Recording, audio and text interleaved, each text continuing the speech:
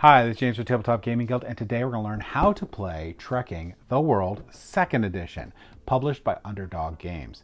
This is a 1 to 5 player game in here, which you're going to be playing as a trekker going across the world, trying to have great encounters, take great tours of exotic locations, try to get the best souvenirs by the end of the game. Let's go ahead down the table here, and I'm going to show you how to play Trekking the World 2nd Edition.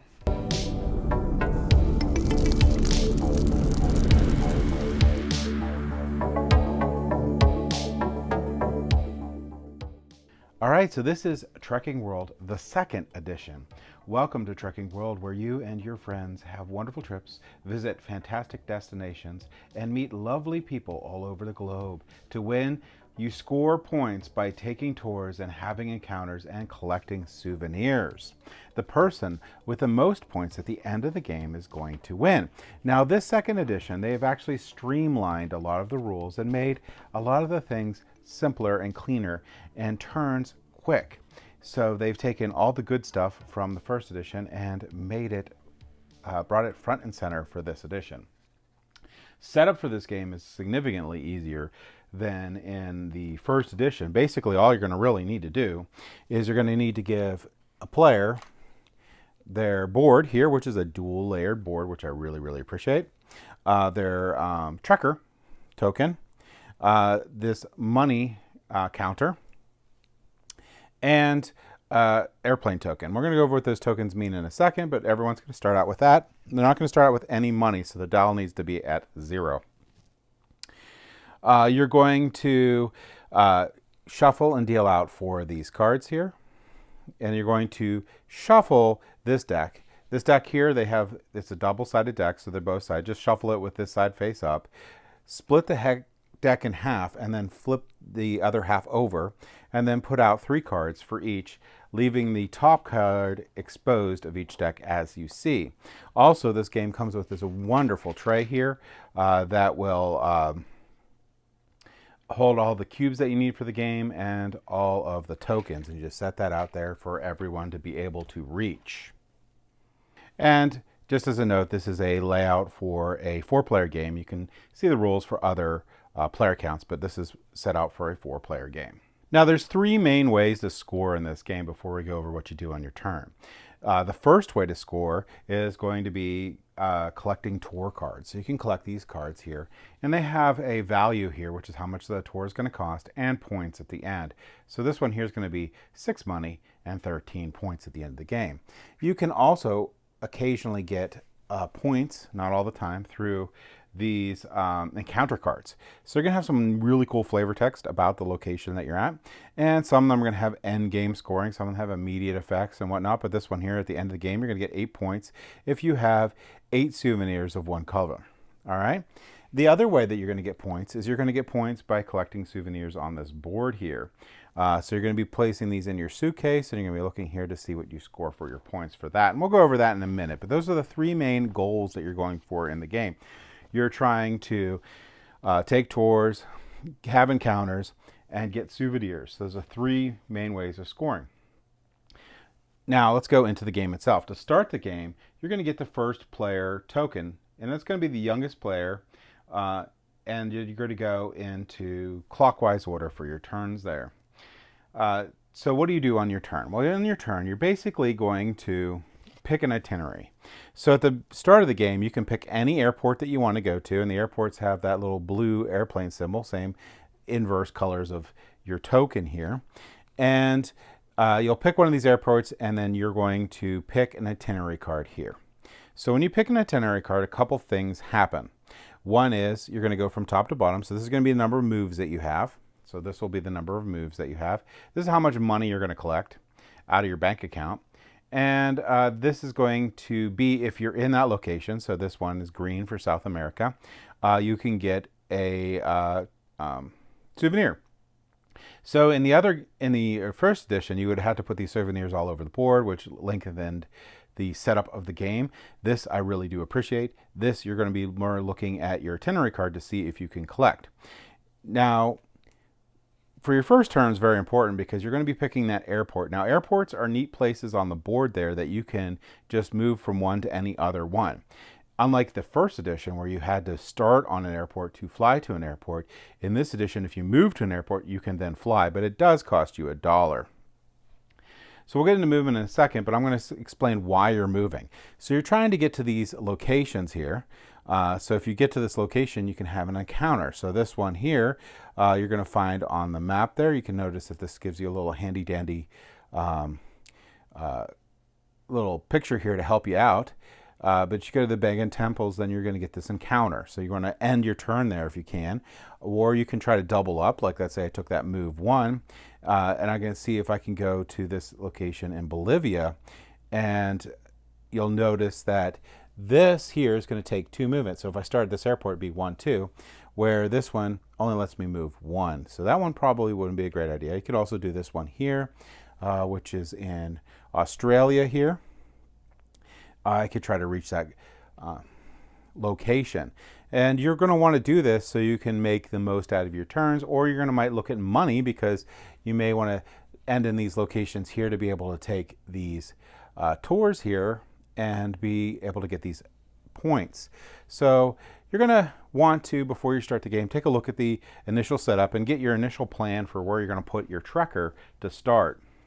Now, unlike the first edition here, trekkers can be in the same space, so there's not going to be anyone blocking anything. But to go through here, if we take a movement card, let's say we're going to try, let's see what we can do here. It doesn't look like I can make it to any of the counters, but I can start gearing up for it. So I'm probably going to put my guy here to start, and they'll move on the board there. This is the first turn's the only turn you're going to pick an airport to go off of. And I'm going to pick this one. It's going to be a move 1, and I get 3 money. And since as long as I stay after my move, I might get a red cube. So I'm going to go ahead and move 1. I think I'm going to want, because there's 2 encounters up higher, so I think I'm going to want to move up here. So I get my 3 money now. So I completed my move. So I'm going to give myself 3 money. So now I'm at 3 money. And now since I'm in this blue region here, I'm going to get a red souvenir. And I put the red souvenir on here. And you'll notice that these actually have icons on here. So if you cover over these icons, you're going to get a token. So I'm going to get this token here. And we're going to go over these tokens now. So you can't use a token the same turn you get it, but in future turns you can use as many tokens as you want, as long as it wasn't the one you got on your turn.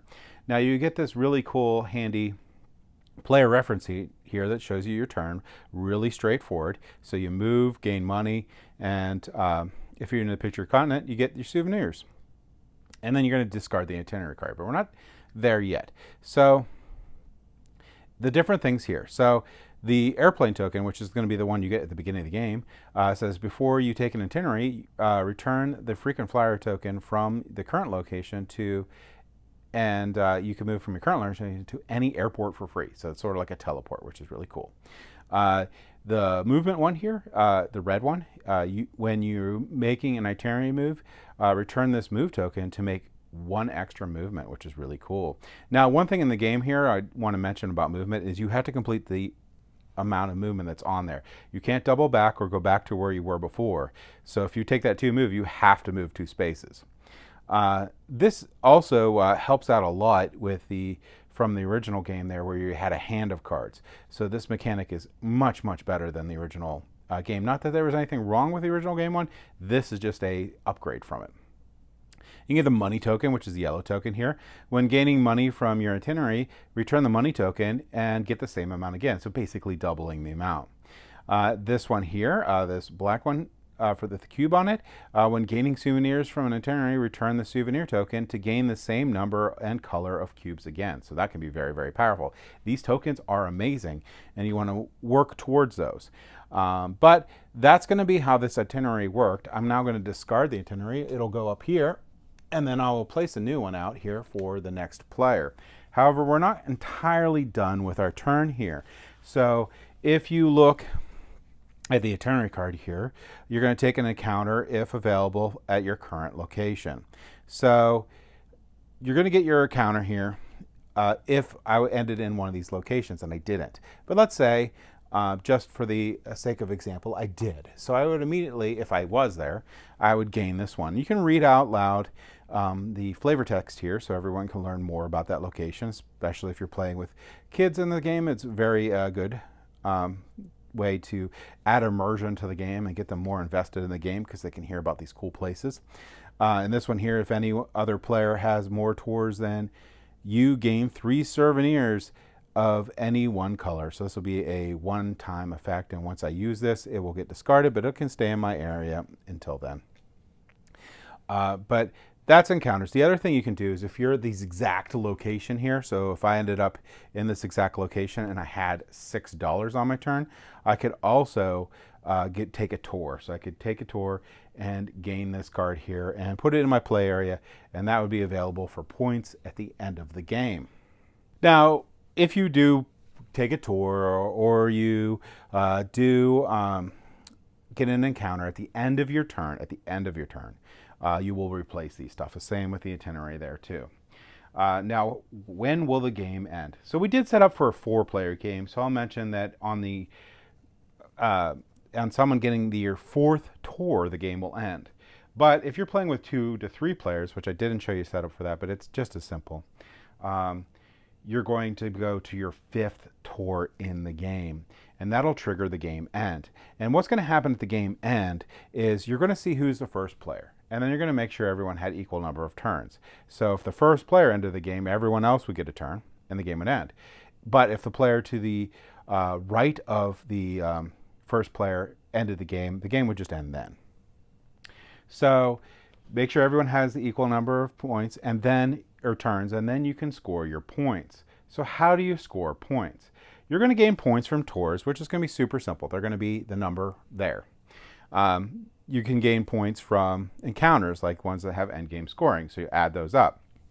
And the game does come with this really cool notepad here that you can score on for everyone there. You just say, hey, how many travel points did you guys, or the tour points did you guys get? Add that up, how much encounter, and then you're going to add up your board. So how do you add up your board? Well, points from your suitcase, you get the points listed at the bottom of the rightmost filled vertical column of your suitcase. So let's say, I know this is you'll be a lot farther along than this in the game for filling the souvenirs, but we're going to use this as an example. So I have a whole bunch of souvenirs here.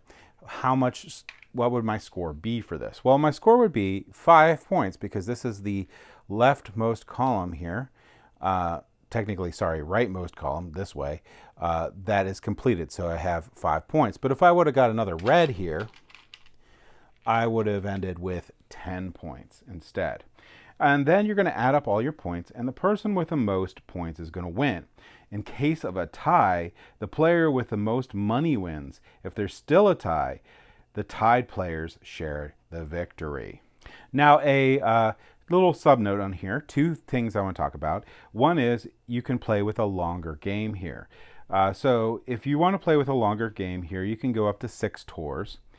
Sometimes that's something often you want to do with 2 players. You want to have those extra tours to be able to enjoy the game a little bit longer.